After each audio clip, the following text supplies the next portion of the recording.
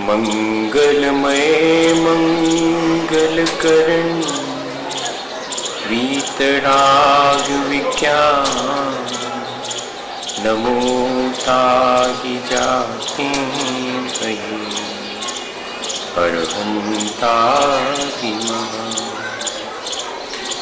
जो विद्यादि सागर सुधी, जो विद्यादि सागर सुधी गुरु हैं हितैषी। शुद्ध आत्म में निरत नित्य हितोपदेशी। वे पाप ग्रीष्म ऋतु में जल हैं सयाने। पूजूं हैं सतत केवल ज्ञान पाने। पूजूं हैं सतत केवल ज्ञान पाने। बोले भगवान महावीर स्वामी की 10 लक्षण पर्व की आचार्य गुरुवर विद्यासागर मुनि महाराज की।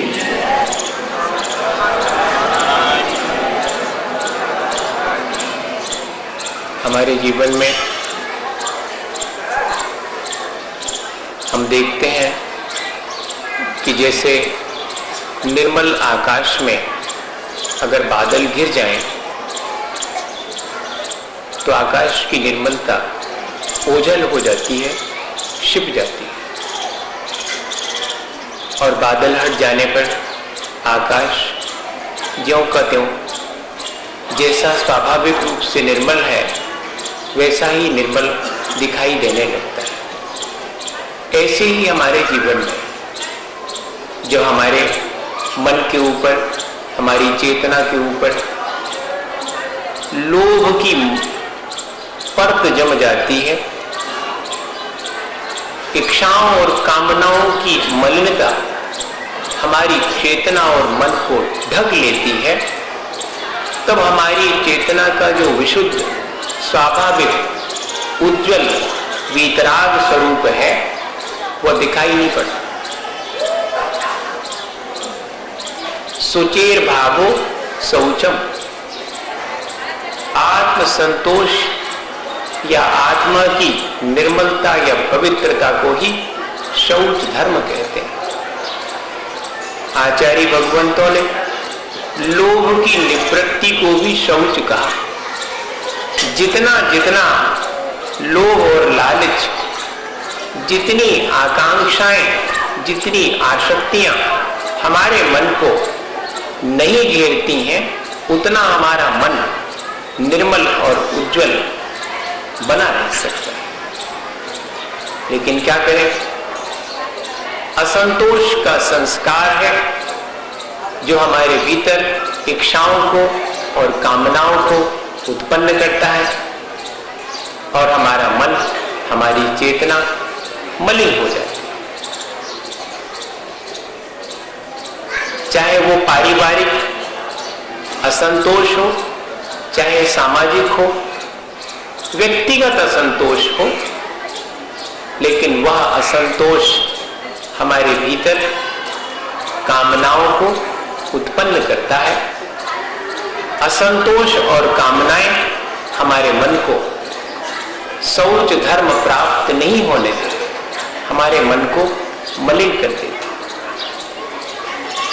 धन की आकांक्षा, पुत्र की आकांक्षा और लोक में मेरी ख्याति फैले, इस बात की आकांक्षा, ये 3 आकांक्षाएं अपन अपने मन में लिए बैठे रहते हैं। बहुत धन पैसा हो, यह आकांक्षा निरंतर बनी रहती है। पुत्र नहीं है तो पुत्र उत्पन्न हो। सब कुछ है लेकिन लोग मुझे मानते नहीं हैं, कम ही लोग मुझे जानते हैं, ऐसी लोकेशना, लोक में मेरा अधिक से अधिक लोगों के द्वारा सम्मान हो, मुझे अधिक से अधिक लोग माने और जाने, इस प्रकार की आकांक्षा अपने भीतर रहती है जो हमारे जीवन में शौच धर्म उपलब्ध नहीं होने। श्रीमद् रायचंद्र थे, एक बार एक व्यापारी से उन्होंने हीरे जवाहरात का सौदा किया। जोहरी थे, सो जैसे सामान्य रूप से व्यापार में सौदा करते थे सो वैसा ही किया, लेकिन कीमतें बहुत बढ़ गई। इतनी अधिक कीमतें हो गई कि अगर आज वर्तमान में जितने हीरे जवाहरात उस व्यापारी को देने के लिए तय हुआ था, अगर बढ़ी हुई कीमतों के साथ अगर उतने ही हीरे जवाहरात श्रीमद् रायचंद्र को देवे तो वो तो फुटपाथ पे आ जाएगा, उसका सारा धन पैसा और मकान भी बिक जाएगा। 8 दिन व्यतीत हो गए, श्रीमद् रायचंद्र जी से उस व्यापारी की भेंट नहीं हुई।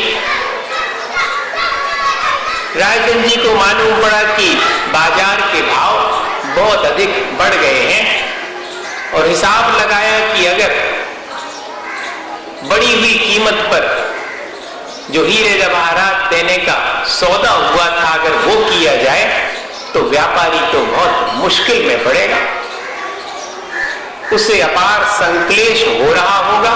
इसी वजह से 8 दिन से वो मुझे मेरा सामना ही करने नहीं आया। सो स्वयं उस व्यापारी के घर पहुंच गए। व्यापारी तो उन्हें अपने घर आया देख करके और हड़बड़ा गया, हाथ जोड़ करके कि बोला कि सेठ जी आप काहे को आए, मैं आपका पाई पाई पैसा चुका दूंगा। पुराने जमाने की बात है भैया, अब नहीं कि नहीं तो तमंचा लेके खड़े हो जाए कि ले लो जैसे लेने हो, नहीं दे रहे। इतना लोभ कषाय नहीं थी कि देने से कोई इनकार कर दे। सो लेने वाले के भीतर भी इतना लोभ नहीं था कि देने वाले की जान सांसत में पड़ जाए, लेकिन मैं तो लेऊंगा। सो श्रीमद् रायचंद्र ने कहा कि भाई मुझे भीतर आने तक का आमंत्रण नहीं दोगे, मैं तो तुम्हारे घर तकाजा करने नहीं आया, पैसे लेने नहीं आया, मैं तो तुम्हारा हालचाल पूछने आया। सो उस व्यापारी ने गदगद होकर के बैठक में श्रीमद् रायचंद्र को बिठाया। रायचंद्र जी बोले कि भाई अपना सौदा हुआ था, दस्तखत हुए थे, वो वाला कागज कहाँ है? सो तिजोरी में से वो कागज व्यापारी में निकाल करके रायचंद्र जी के हाथ में दिया। ज्यादा सोचने विचारने का अवसर ही नहीं मिला और श्रीमद् रायचंद्र ने उस कागज के टुकड़े टुकड़े करके डस्टबिन में डाल दिया। हक्का बक्का रह गया वो व्यापारी। रायचंद्र जी ने कहा कि भाई इसी एक छोटे से सौदे जो कि कागज पर लिख करके हुआ है उसकी वजह से तुम इतना संक्लेश करके और करो बांध रहे हो, ये कागज ही नहीं रहेगा तो काहे का संक्लेश। रायचंद्र जैनी है, दूध पी सकता है, किसी का खून नहीं पी सकता। इतनी बड़ी बात उस समय उन्होंने अपने लोभ को जीतते हुए कही थी। सो भैया अपन भी जैसे अपने से बने तैसे अपने लोभ को कमती करके जीतने का प्रयास करें, तो ही अपने जीवन में शौच धर्म आएगा। वरना तो अपन हर बार शौच धर्म की पूजा कर लेते हैं।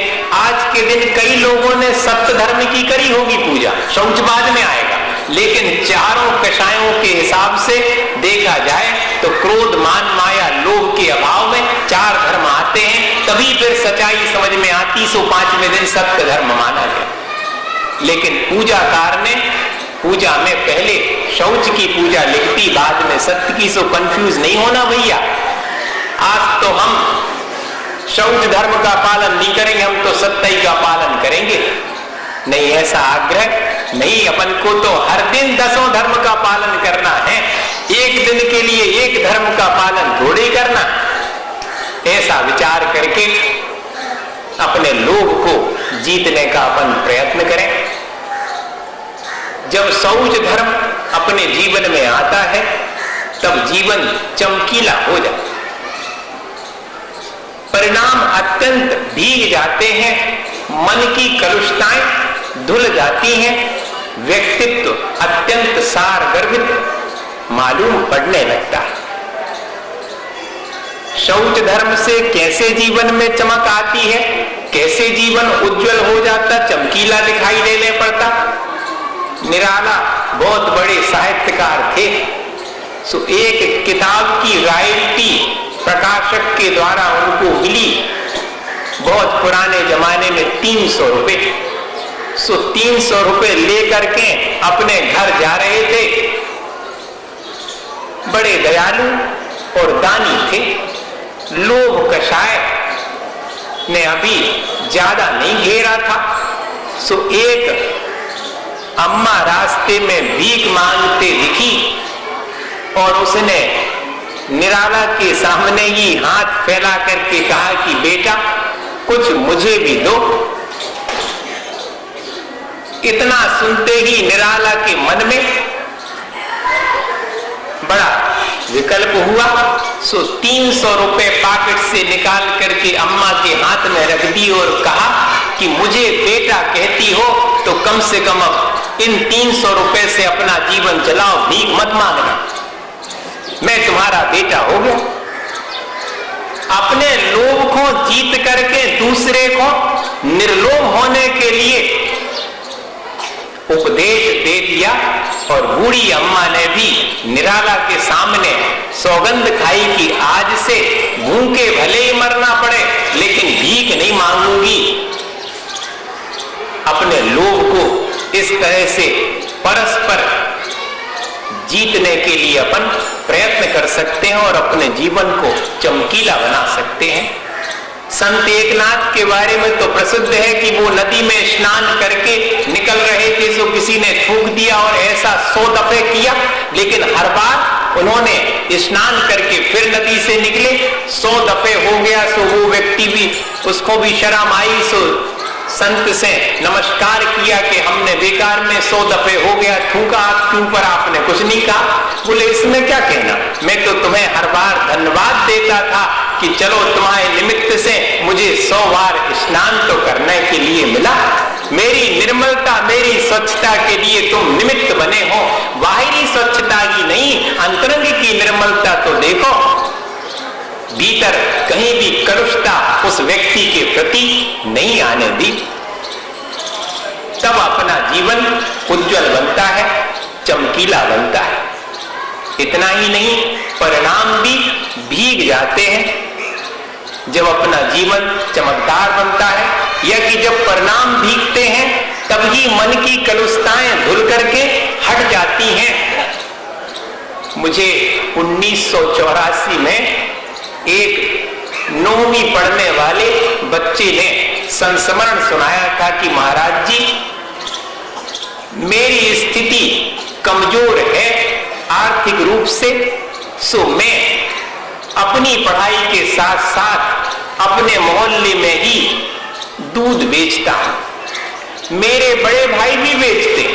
महाराज एक बात पूछनी है मुझे आपसे कि 40-40 लीटर दोनों जन बेचते हैं, सो मेरा तो 40 लीटर बिक जाता है और रोज का काम है कि 1-2 रुपए अधिक ही मेरे पास आ जाते हैं, लेकिन मैं कभी अपने दूध में पानी मिला करके लोगों को नहीं देता। और मेरे बड़े भाई भी 40 लीटर बेचते हैं, जिसमें कि 2 लीटर तो कम से कम पानी मिलाते हैं। इसके बावजूद भी उनको 37-38 लीटर के पैसे ही बाद में गिनने पर मिलते हैं। पूरे 40 लीटर बेचा था और पैसे तो 38 और 37 लीटर के। ऐसा क्यों होता है महाराज? भैया बहुत स्पष्ट है कि जिसके भीतर जितना लोभ है उसको तो हमेशा ऐसी स्थिति का सामना करना पड़ेगा। मैंने उससे कहा कि भाई तुम्हारे भीतर जो परिणामों की निर्मलता है, जो भीगापन है, उसकी वजह से, तुम्हारे लोभ कम होने की वजह से, निर्मलता की वजह से लोग भी तुम्हें अधिक देने के लिए उत्सुक रहते हैं कि शुद्ध दूध देता है, साफ सुथरा देता है, मिलावट नहीं करता, जिसके परिणाम दूसरे के प्रति ऐसे ही भीगे हुए हैं, दूसरे का अहित करने का भाव नहीं है, तो भैया उसका जीवन ही निर्लोभ होकर के चमकदार होगा। इतना ही नहीं, जीवन भीग जाता है तो मन की कलुषताएं आपो आप नष्ट हो जाती हैं। विनोबा का आज जन्मदिन है? लोगों को मालूम नहीं होगा। गांधी जी भर का मालूम, 2 अक्टूबर प्रसिद्ध है। वो अपने कमरे में झाड़ू लगाते थे, लोग उनकी झाड़ू पकड़ लेते थे कि आप इतने बड़े पुरुष होकर के झाड़ू लगा रहे कमरे में, मुझे देव मैं करूंगा। तो क्या कहते थे कि देखो, जैसे भगवान ने अपन को मन की मलिनताओं को हटाने के लिए कहा है, ऐसे ही तो कमरे की बाह्य मलिनता को, कचरे को हटा करके मैं फेंक रहा हूं। मैं भगवान के अनुरूप पूजा और आराधना ही तो कर रहा हूं, जो भगवान ने कहा उसी को तो मैं कर रहा हूं। इसमें मुझे मैंने ऐसा क्यों मानना चाहिए कि मैं तो बहुत बड़ा हूं, इस काम के योग्य नहीं हूं। ये काम तो छोटा नहीं है, ये तो बड़ा काम है। जैसे कचरा फेंकना छोटा माना जाता है, ऐसा नहीं है। मन की मलिनताओं को हटाना, कलुषताओं को हटाना तो बहुत बड़ा काम है, ऐसा विचार करते थे वो। इतना ही नहीं, एक घटना और आती है। एक बार एक सेठ जी अपने और मित्रों के साथ में जंगल में से जा रहे थे। जंगल में से जाते हुए उन्हें डाकुओं ने घेर लिया, पकड़ लिया। सो सब सामग्री छुड़ा ली, उनके भोजन करने की सामग्री भी छुड़ा ली। जब सरदार के पास पकड़ करके सब सामग्री और उन व्यक्ति को ले गए, तो सरदार ने कहा कि पैसे तो ठीक हैं, लेकिन उस व्यापारी की भोजन सामग्री उसे दे दो। सो उठा करके पोटली उसे दिलवा दी। बात आई गई हो गई, वर्षों व्यतीत हो गए। एक दिन वही व्यापारी अपने काफिले के साथ पुनः जाता था। रास्ते में एक दीनहीन घायल अवस्था में पड़ा हुआ व्यक्ति उसे दिखाई दिया। उसकी सेवा करी और अपने पास जो खाने की सामग्री थी वो उसे खाने को दे दी। उसको चेतना आ गई।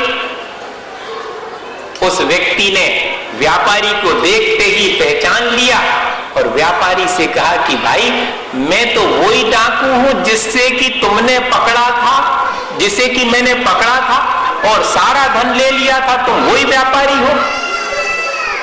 फिर मेरे ऊपर अपने मन को कलुष करना चाहते तो कर सकते थे, मेरे ऊपर उपकार क्यों कर रहे? व्यापारी ने कहा कि तुमने धन पैसा सब छुड़ा लिया था, लेकिन मेरा खाने का सामान मुझे लौटा दिया था। यह बात मुझे आज भी ध्यान है। ये उपकार वही मैं तुम्हारे ऊपर भी कर रहा हूं कि तुम्हें भोजन की सामग्री, भले ही तुम डाकू हो, लेकिन मेरा फर्ज है कि मैं तुम्हें सेवा करूं, भोजन पानी के द्वारा तुम्हारा उपचार करूं। भाई, मन तो क्षण भर में कलुषित हो जाता है, अपने मन का नहीं होने पर मन कलुषित होता है और कुछ नहीं। चाहे जिसके बारे में अपन चाहे क्षण भर के अंदर मन को कलुषित कर सकते हैं, नेगेटिव थॉट्स फौरन आ जाते हैं। लेकिन विचार करें कि मन की मलिनता से सामने वाले का कुछ बिगाड़ कर पाएंगे हम? हमेशा हमें याद आता है कि रावण ने अपने मन को मलिन करके राम को मारने के लिए कितना उपाय किया, लेकिन बाल बांका कर पाए? ऐसा विचार करके अपने मन को कलुषित होने से बचाना चाहिए। तभी अपने जीवन में सारी धार्मिक क्रियाओं का जैसा फल मिलना चाहिए शौच धर्म अपने जीवन में तभी आए। जीवन सारगर्भित कैसे होता, व्यक्तित्व सारगर्भित कैसे होता? जब मन की मलिनताएं हट जाती हैं तब जीवन सारगर्भित होता है। जितना लोभी व्यक्ति होगी उसका जीवन सारगर्भित नहीं होगा। सारभूत तो पवित्रता ही है, निर्मलता ही है, लेकिन हमने उस सारभूत निर्मलता और पवित्रता को एक तरफ हटा दिया और मन में कलुषता रखे रहे तो जीवन और व्यक्तित्व कैसे सारगर्भित हो पाएगा, ऊंचा कैसे उठ पाएगा? जयपुर नरेश के यहाँ पर सदा सुखराल जी काम करते थे, विद्वान थे, ग्रंथ लिखते थे और काम भी करते थे। धन पैसे कमाने के लिए उन्होंने जिनवाणी की सेवा नहीं की। जिनवाणी की सेवा अलग है और मेरी आजीविका के लिए मैं अलग उद्यम करूंगा, ऐसा उनका विचार था। सो राजा के यहाँ पर नौकरी करते थे, जो धन पैसा मिलता था उससे आजीविका चलाते थे और अपने ग्रंथों का पारायण करके लेखन इत्यादि करते थे। सो एक बार सब नौकरों के वेतन को बढ़ाने के लिए राजा ने आदेश दिया। सो उनका भी वेतन बढ़ाया गया। जब बढ़े हुए वेतन को दिया गया तो सदा सुखलाल जी ने कहा कि भाई मुझे तो इतना मिलता है, ये ज्यादा क्यों दे रहे हो? भूल गए शायद। कहते नहीं, राजा साहब ने ज्यादा ही देने के लिए कहा। नहीं लिया उन्होंने कि मैं नहीं लेता भाई। राजा को लगा कि शायद कमती होगा और देव तो ले हैं फिर, तो उन्होंने उससे दूना देने के लिए कहा। तो हंस करके सदा सुखलाल जी ने कहा कि राजन, अगर मेरे से प्रसन्न हो और मुझे वेतन बढ़ाना चाहते हो तो इतना कर दो कि मेरे वेतन को उतना ही रहने दो, जो आपके यहाँ सेवा करता हूं उसका समय कम कर दो, ताकि वो बचे हुए समय में मैं ग्रंथों का स्वाध्याय कर सकूं और लेखन कर सकूं। ऐसे बनता है जीवन सारगर्भित। अपन को तो भौतिक सुख सुविधा के बड़े आसान से साधन मिल गए, लेकिन समय कहाँ चलोगे? जो धर्म ध्यान में लगना चाहिए था 5 मिनट में बटन दबाया और मसाला पिस करके तैयार। 5 मिनट के अंदर रोटी बनाने के लिए गैस जल गया। पहले तो मताई फूकत फूकत चूलो और आंखें खराब हो जाए, जल ही नहीं रहा। सबको बुला के और पंखा हिलवा रहे, कहीं फूंक रहे हैं। नली आती थी एक फूंकने की, तो उसमें से फूंको। अब वो मुंह में प्राण लगो और आंखें में धुआं लग रहा है। इतनी मेहनत करके और करते थे तब भी समय मिलता था धर्म ध्यान करने का। आजकल तो सब भौतिक चीजें बड़े आसानी से उपलब्ध हैं, लेकिन वो समय कहाँ चला गया? जो बच जाता था वो समय अपना भौतिक सुखों की प्राप्ति में अपन ने लगा दिया, जिससे कि आत्मा के सुख के लिए धर्म ध्यान अपन को करना था। कैसे अपना जीवन अपन सारगर्भित बना पाएंगे? भैया, लालच कम करके और अपने आत्म ध्यान के लिए जो अपन समय निकालते हैं वो हमारे व्यक्तित्व को ऊंचा उठाता है। जितना जितना कामनाएं कम होती जाएं, जितना जितना मन में संतोष आता जाए। धरी हृदय संतोष करूं तपस्या दे सो। शरीर से आसक्ति कम करने के लिए तपस्या करो और अंतरंग में संतोष भाव रखो। यही शौच धर्म है। इतना एक लाइन में ही सारा कुछ कह दिया। अपन करना चाहें तो बड़ी आसानी से कर सकते कि मन में 4 चीजें हैं तो 40 नहीं चाहिए भैया। संतोष पूर्वक हम जीवन जिएंगे और शरीर को आराम तलब नहीं बनाऊंगे। अपन को तो शरीर का उपयोग करके उससे तपस्या करनी, अपने कर्मों की निर्जरा करने। ऐसा अगर अपने विचार आ जावे तो शौच धर्म बड़े आसानी से अपने जीवन में आ सकता है। सबको मालूम है बाहुबली भगवान की 57 फीट की गोमटेश्वर में मूर्ति बनी। सो मूर्तिकार के मन में लोभ जागृत हो गया था। जब राजन ने कहा चामुंड राय ने कि जितनी मूर्ति का फाइन टच दोगे, जितना उसमें से खिरेगा पत्थर, उतने माप का मैं सोना दूंगा। सो लोभ जागृत हो गया था और मूर्ति बनाते समय हथौड़ी नहीं चलती थी, हाथ रुक जाता था। मां से कहा कि मां, मूर्ति को तराशने में मेरा हाथ काम नहीं करता, हथौड़ी काम नहीं करती। तो मां ने कहा कि बेटा, तुम्हारे भीतर लोभ जागृत हो गया, उसे जीतो, तब जाकर के तुम भगवान की मूर्ति की रचना कर पाओगे। अपन सब जानते हैं कैसे कैसे अपन ने उस लोभ के पीछे अपने जीवन को, अपने मन को कलुषित किया है। करते ही रहते हैं। जरा से लोभ के पीछे अपना चित्त कितना कलुषित हो जाता। नाना प्रकार के लोभ हैं। सम्मान का भी लोभ है, धन पैसा को लोभ तो है ही, हमारी रह जावे ये बात को लोभ है। हाँ, और को की रह जाए चाहे नहीं, सामने वाले की हमारी रह जाए बात, ये लोभ है, ये कम नहीं है लोभ। इस तरह के सैकड़ों किस्म के अपन लोभ लालच में दिन भर अपने मन को कलुषित करते रहते हैं। एक छोटी सी घटना आपको सुनाऊं, मैंने कहीं पर पढ़ी थी और बहुत अच्छी जान पड़ी। एक गरीब व्यक्ति के बेटा बहुत अस्वस्थ हो गया। एक तो गरीब आदमी और उसके यहाँ कोई अस्वस्थ हो जावे तो और परेशानी। सो अस्वस्थता के कारण डॉक्टर को कैसे बुलाएं, ले जाने की तो हिम्मत नहीं है। डॉक्टर को बुलाएंगे तो फीस चाहिए 50 रुपए। अब कहां से लाएं? सो पड़ोसी से जाकर के बहुत आरजू मिन्नत करी कि भैया बेटा बीमार है, फीस के लिए 50 रुपए हमारी मदद कर दो, हम चुका देंगे। सो पड़ोसी भी सज्जन था। बहुत मुश्किल है, बहुत पुण्य के उदय से पड़ोसी मिलता है ऐसा सज्जन है। जी पड़ोसी अपना तो दुर्जन है, जी सज्जन थोड़ी है। जी अपना पड़ोसी है, बिल्कुल संगे रहता हमेशा शरीर, लेकिन ऐसा शरीर जो कि तपस्या में सहायता करे सो तो सज्जन है। और जो भोग विलास के लिए लगाए रहे अपन उस शरीर को, तो वो तो दुर्जन ही है। आचार्य भगवंत कहते कि दुर्जन देह स्वभाव बराबर, मूर्ख प्रीति बराबर। अगर हम शरीर के प्रति आसक्त हैं तो ये तो दुर्जन हो जाएगा शरीर।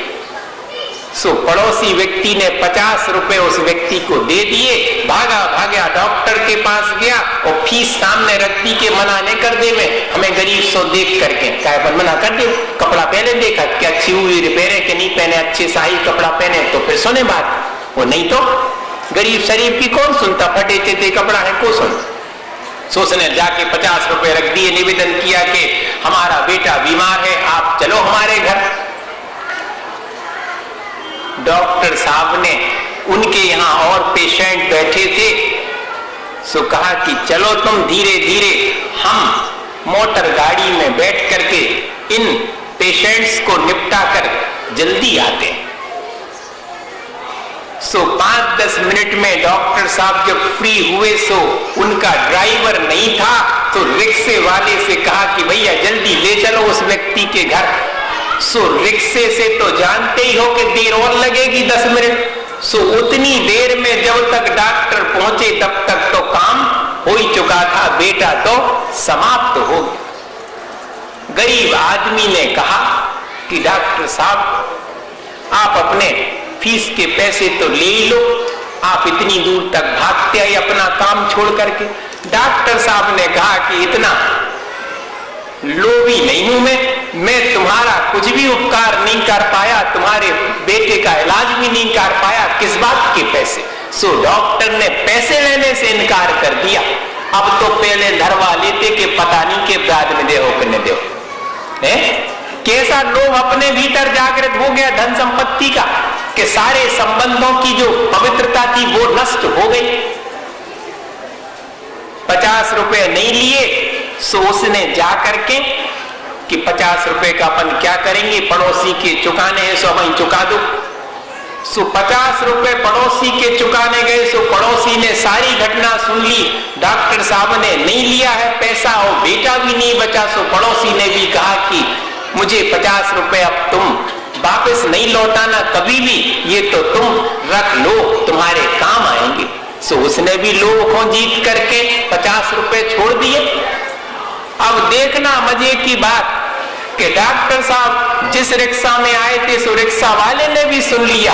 जब डॉक्टर साहब अपने रिक्शा में वापस लौट करके अस्पताल पहुंचे सो रिक्शे वाले ने अपने रिक्शे का किराया लेने से इनकार कर दिया।